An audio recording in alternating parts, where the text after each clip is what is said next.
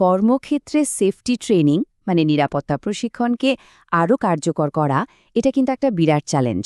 প্রায় দেখা যায় কি অনেক ট্রেনিংয়ের পরেও বিপদের সময় কর্মীরা ঠিকঠাক সিদ্ধান্ত নিতে পারেন না। তো আজকে আমরা ঠিক এটাই দেখব, কিভাবে ইন্টারঅ্যাক্টিভ টুলস আর একটা পরীক্ষিত শিক্ষণ কাঠামো ব্যবহার করে এমনভাবে ট্রেনিং ডিজাইন করা যায় যা শুধু কিছু তথ্য দিয়েই থেমে থাকবে না, বরং আক্ষরিক অর্থেই জীবন বাঁচানোর মতো দক্ষতা তৈরি করবে। তো চলুন শুরু করা যাক। আচ্ছা, একবার ভেবে দেখি তো, যখন একটা ট্রেনিং শুধু নিয়ম রক্ষার জন্য করা হয় আর কর্মীদের আচরণে কোনো পরিবর্তনই আনতে পারে না, তখন এর ফলটা ঠিক কতটা মারাত্মক হতে পারে। এই সংখ্যাটা একবার দেখুন, ২৩ লক্ষ প্রতি বছর। হ্যাঁ, প্রতি বছর প্রায় ২৩ লক্ষ মানুষ শুধুমাত্র কর্মক্ষেত্রে দুর্ঘটনার কারণে মারা যান। এই ভয়াবহ তথ্যটা কিন্তু আমাদের চোখে আঙুল দিয়ে একটা জিনিসই দেখিয়ে দেয়, পেশাগত স্বাস্থ্য ও নিরাপত্তা বা ওএসএইচ এটা কোনো হেলাফেলার বিষয় নয়, এটা সরাসরি জীবন মৃত্যুর প্রশ্ন। সমস্যাটা আসলে কোথায় সেটা এই দুই ধরনের প্রশিক্ষণের গল্পটা দেখলেই পরিষ্কার হয়ে যায়। একদিকে দেখুন সেই পুরনো দিনের পদ্ধতি, শুধু এক গাদা বক্তৃতা নয়তো পাতার পর পাতার লেখা। ফলাফল কি? কর্মীরা আগ্রহ হারিয়ে ফেলে, কিছুই মনে রাখতে পারে না। আর অন্যদিকে একটা অনেক ভালো উপায় আছে, সেটা হলো সক্রিয় মানে অ্যাক্টিভ লার্নিং, যেখানে বাস্তব পরিস্থিতি তৈরি করে হাতে কলমে শেখানো হয়। আর এটাই কিন্তু আসল দক্ষতা আর আত্মবিশ্বাস তৈরি করে। আর এই কথাটা কিন্তু অসাধারণ। প্রশিক্ষণ তখনই কার্যকর যখন তা আচরণ পরিবর্তন করে। এটাই আমাদের আজকের আলোচনার একেবারে মূল কথা। ট্রেনিং মানে তো শুধু কিছু তথ্য জেনে নেওয়া না, তাই না? আসল উদ্দেশ্য হলো সেই জ্ঞানকে ঠিক সময়ে ঠিক জায়গায় কাজে লাগানোর ক্ষমতা তৈরি করা, কর্মীদের চিন্তাভাবনা আর কাজের পদ্ধতিতে একটা আসল পরিবর্তন আনা। এখন প্রশ্ন আসতেই পারে যে আচ্ছা, বুঝলাম, কিন্তু কিভাবে এমন একটা ট্রেনিং ডিজাইন করা সম্ভব যেটা সত্যি কাজে দেবে? এর জন্য আমাদের একটা ব্লুপ্রিন্ট লাগবে, একটা কাঠামো। আর সেই কাঠামোটার নামই হল ব্লুমস ট্যাক্সনমি। খুব সহজ করে যদি বলি, ব্লুমস ট্যাক্সনমি হল শেখার বিভিন্ন ধাপ বা লেভেল। এটাকে একটা সিঁড়ির মতো ভাবতে পারেন। এই সিঁড়ির এক একটা ধাপ আমাদের শেখার এক একটা স্তরকে বোঝায়। একেবারে সাধারণ কিছু মনে রাখা থেকে শুরু করে ধাপে ধাপে একেবারে নতুন কিছু তৈরি করার মতো দক্ষতা পর্যন্ত পৌঁছানোর একটা ম্যাপ এটা। এই যে দেখুন সেই সিঁড়িটা, এখানে শেখার ৬টা ধাপ দেখানো হয়েছে। একেবারে নিচের ধাপটা হলো মনে রাখা বা রিমেম্বার, মানে কোনো তথ্য বা বেসিক কনসেপ্ট মনে করা। তার পরের ধাপে আসে বোঝা বা আন্ডারস্ট্যান্ড, মানে কোনো আইডিয়া ব্যাখ্যা করতে পারা। এরপর সেই জ্ঞানকে নতুন কোনো পরিস্থিতিতে প্রয়োগ করা বা অ্যাপ্লাই করা।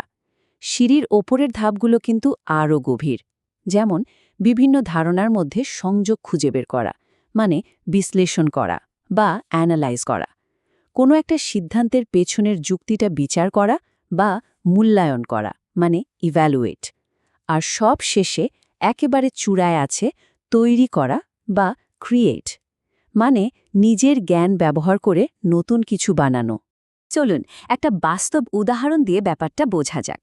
ধরুন কর্মক্ষেত্রে নিরাপত্তা নিয়ে ট্রেনিং হচ্ছে। এখন মনে রাখা লেভেলের একটা প্রশ্ন হতে পারে, আগুন লাগার জন্য ৩টা জিনিস কি কি লাগে?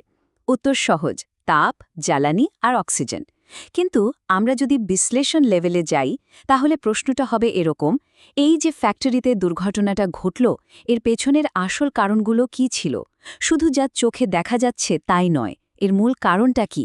দেখুন, এখানে কিন্তু শুধু তথ্য মনে রাখলে উত্তর দেওয়া যাবে না, গভীর চিন্তা আর বিশ্লেষণ দরকার।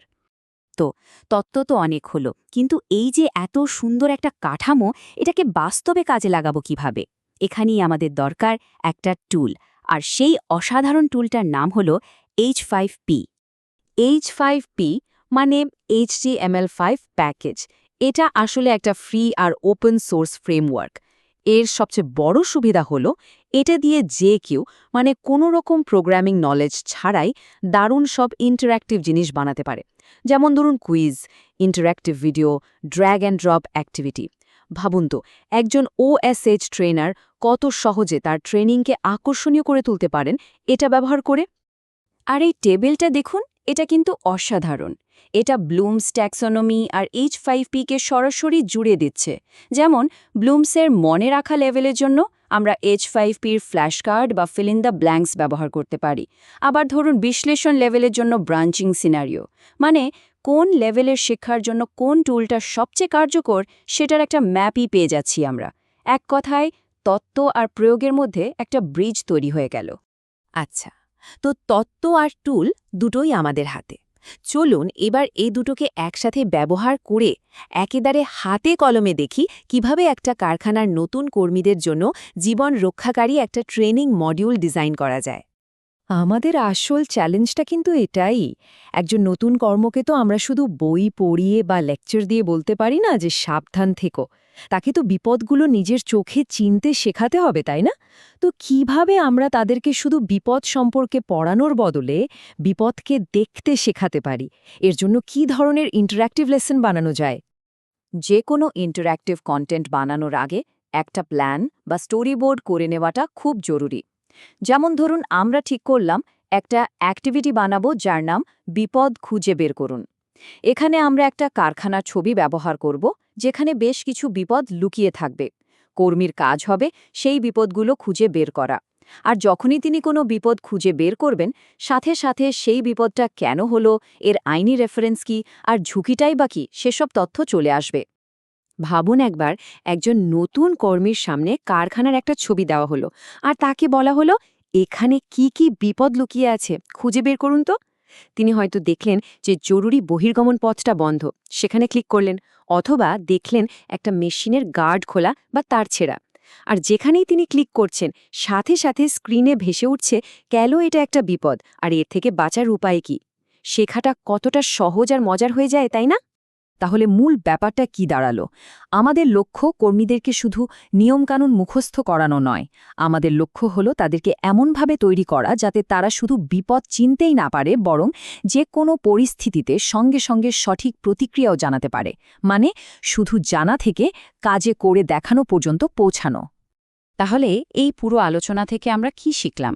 যদি এক কথায় বলি তাহলে 4টে মূল পয়েন্ট। 1. আপনার ট্রেনিংয়ের উদ্দেশ্য কি সেটা দিয়ে শুরু করুন। 2. সেই উদ্দেশ্যের সাথে মিলিয়ে সঠিক H5P টুল বেছে নিন। 3. ট্রেনিংটাকে যতটা সম্ভব বাস্তবসম্মত রাখুন, মানে বাস্তব ছবি, বাস্তব পরিস্থিতি ব্যবহার করুন। আর 4. কর্মীদেরকে নিষ্ক্রিয় শ্রোতা না বানিয়ে সক্রিয় অংশগ্রহণকারী করে তুলুন।